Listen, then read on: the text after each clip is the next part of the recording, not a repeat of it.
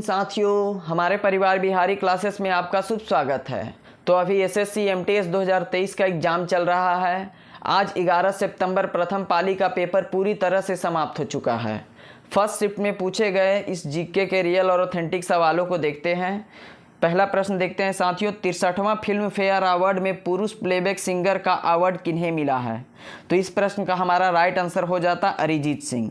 Option में अरिजीत सिंह था। अरिजीत सिंह जी को 63वां फिल्म फेयर अवार्ड में बेस्ट प्लेबैक सिंगर का अवार्ड मिला है। यह उन्हें बद्रीनाथ की दुल्हनिया मूवी के एक गीत रोके ना रुके नैना के लिए दिया गया है।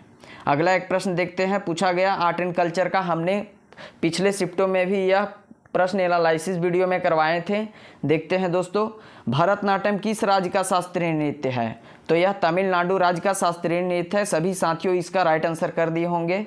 और भरतनाट्यम जो कि सबसे प्राचीन शास्त्रीय नृत्य है। और बात किया जाएगा सबसे नवीनतम शास्त्रीय नृत्य का, तो वह सत्रिया नृत्य जो कि असम राज्य का है। यहाँ पे मृणालिनी साराभाई और बैजयंती माला जो कि भारतीय एक्ट्रेस हैं, और हेमा मालिनी भरतनाट्यम के नृत्यांगना है। सबसे और प्राचीन तमिल महाकाव्य जिसका नाम है शिल्पातिकारम, जो कि भरतनाट्यम के बारे में वर्णन किया गया है इस महाकाव्य में। अगला प्रश्न एक पूछा गया था, निम्नलिखित में से कौन बिरजू महाराज के शिष्य थे? तो शिष्य थे, उनका नाम ऑप्शन 4 दिया हुआ था, उसमें राइट आंसर था शोभना नारायण। शोभना नारायण बिरजू महाराज के शिष्य थे। यहाँ देखते हैं बिरजू महाराज जो कि कथक के डांसर हैं। बिरजू महाराज के गुरु का नाम पूछ दिया जाएगा अगला शिफ्टों में, तो उनका नाम था लक्षू महाराज। सितारा देवी, बिरजू महाराज, लक्षू महाराज, शोभना नारायण, ये सभी कथक के डांसर हैं। ठुमरी की रानी किन्हें कहा जाता है, यह प्रश्न पूछा जाता है। तो गिरजा देवी जी को ठुमरी की रानी कहते हैं और इनका संबंध बनारस घराने से है। सबसे प्राचीन घराने का नाम पूछ दिया जाएगा, तो ग्वालियर घराना सबसे प्राचीन घराना है साथियों। अगला एक प्रश्न देखते हैं। उससे पहले साथियों, हमारा यह कंटेंट और एक्स्ट्रा फैक्ट वाला वीडियो आपको अगर पसंद आता है तो प्लीज़ हमारे इस छोटे से परिवार को सपोर्ट करें, हमारे वीडियो को, हमारे चैनल को शेयर करें और सब्सक्राइब करें। अगला प्रश्न देखते हैं दोस्तों, 15 अगस्त 1947 को जब भारत स्वतंत्र हुआ तब भारत के वायसराय कौन थे? तो यह इजी सवाल पूछा गया। लॉर्ड माउंटबेटन 15 अगस्त 1947 में जब भारत आज़ाद हुआ था उस समय भारत के वायसराय थे। लॉर्ड माउंटबेटन हमारा राइट आंसर हो जाता। वह अंग्रेजी हुकूमत का अंतिम वायसराय भी थे। अगला देखते हैं, आज़ाद भारत के प्रथम भारतीय गवर्नर जनरल का नाम पूछा जाएगा, तो उसका राइट आंसर हो जाएगा राजगोपालाचारी। प्रथम भारतीय गवर्नर जनरल पूछा जाएगा तो राजगोपालाचारी हमारा राइट आंसर होगा। अगला एक प्रश्न देखते हैं, गुरुचरण सिंह किस खेल से संबंधित है? तो स्पोर्ट्स से यह प्रश्न पूछा गया। तो गुरुचरण जी का संबंध है क्रिकेट खेल से। वह एक कोच थे क्रिकेटर का और पूर्व प्रथम श्रेणी के क्रिकेटर भी थे। आगे एक देखते हैं प्रश्न, गुरुचरण सिंह का जन्म पूछ दिया जाएगा। तो 25 मार्च 1935 में गुरुचरण जी का जन्म हुआ था। उन्होंने 12 अंतर्राष्ट्रीय और 100 से अधिक प्रथम श्रेणी क्रिकेटरों को प्रशिक्षित किए हैं। 12 अंतर्राष्ट्रीय प्लेयर और 100 से अधिक प्रथम श्रेणी के प्लेयर को प्रशिक्षित किए हुए हैं। अगला प्रश्न देखते हैं, पहले जनजातीय खेल महोत्सव का आयोजन कहाँ किया गया? तो यह प्रश्न हमने पिछले शिफ्टों में भी एनालिसिस वीडियो में करवाया था और आज यही प्रश्न पूछ भी दिया गया। इसलिए आप हमारे पूरे वीडियो को अंत तक देखिएगा, आगे शिफ्टों में आपको ज़रूर लाभ होगी। तो इस प्रश्न का राइट आंसर हो जाएगा, उड़ीसा की राजधानी भुवनेश्वर में पहला जनजातीय खेल उत्सव मनाया गया था, जिसका आयोजन करने वाले थे सांस्कृतिक मंत्रालय, उड़ीसा सरकार और KIIT विश्वविद्यालय के सहयोग से Kalinga institute of social science Bhubaneswar में इसका आयोजन किया गया था।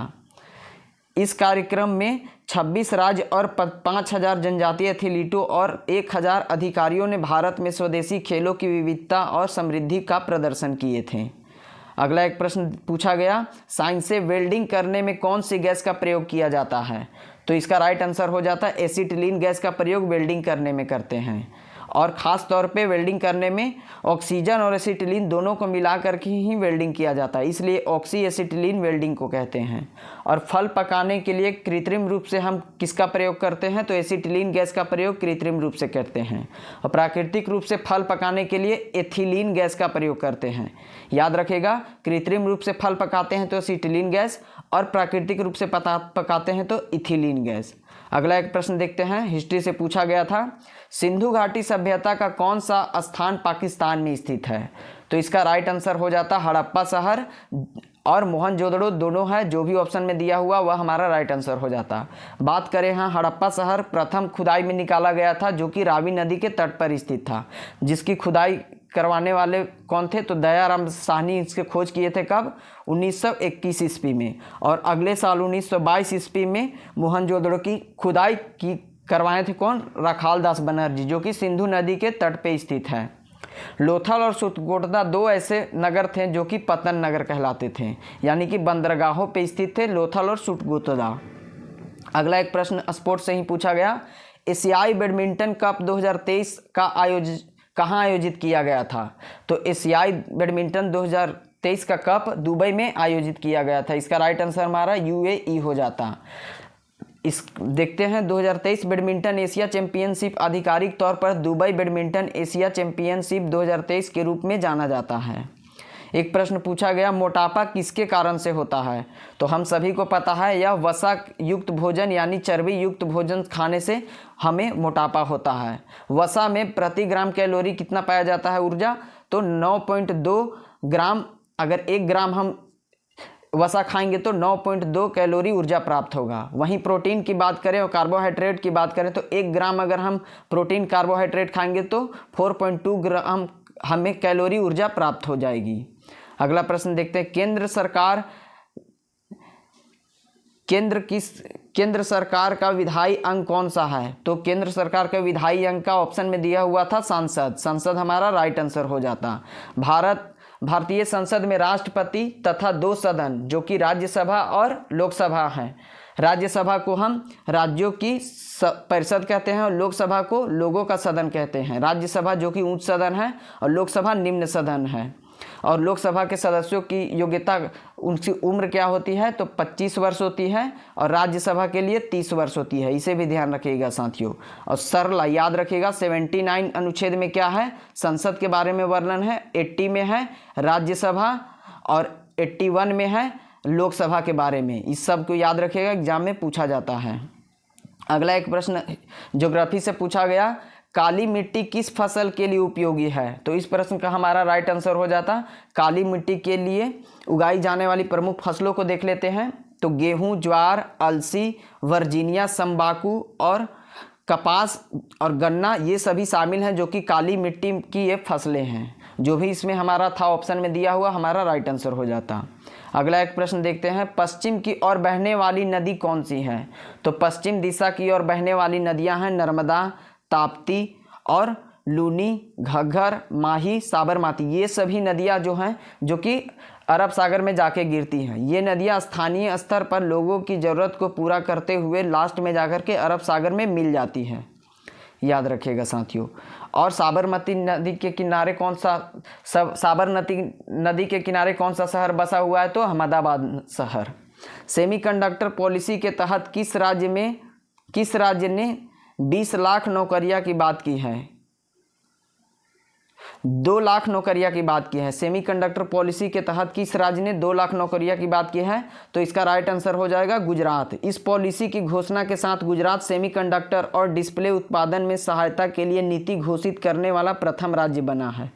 और वहीं बात करें दूसरे राज्य का तो गुजरात के बाद उत्तर प्रदेश ने सेमीकंडक्टर नीति की घोषणा की है, जिसके तहत राज्य केंद्र सरकार के 50% प्रोत्साहन और 25% प्रोत्साहन की पेशकश करेगा।